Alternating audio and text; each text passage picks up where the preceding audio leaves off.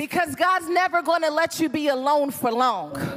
God's going to make sure that he sends someone who may not have gone through exactly what you went through, but they understand the power that's working down on the inside of you. The women in this room are not just ordinary women. The women in this room are reminders that you are not going to be alone for long.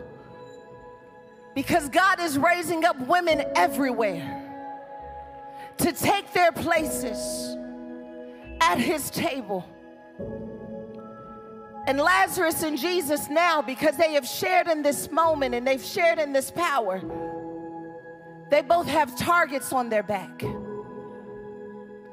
Lazarus wasn't even someone who was being hunted down until he experienced the power of God. Who would I be if I did not prepare you for the fact that transformation puts a target on your back? It makes you stand out, and it makes you an enemy to the enemy. But I am reminded of Genesis 3:15, when God put enmity between the woman and the serpent.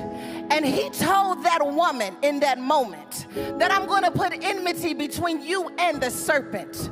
And that at the end of the day, the serpent is going to bruise your heel. But when it's all said and done, if you would dare to produce, even with a target on your back, if you would dare to produce, even though you are the only woman, if you would dare to produce that wholeness, if you would dare to produce that book, if you would dare to produce that ministry, then when you get finished producing, it's going to look so much like Jesus that it's going to bruise the head of the serpent.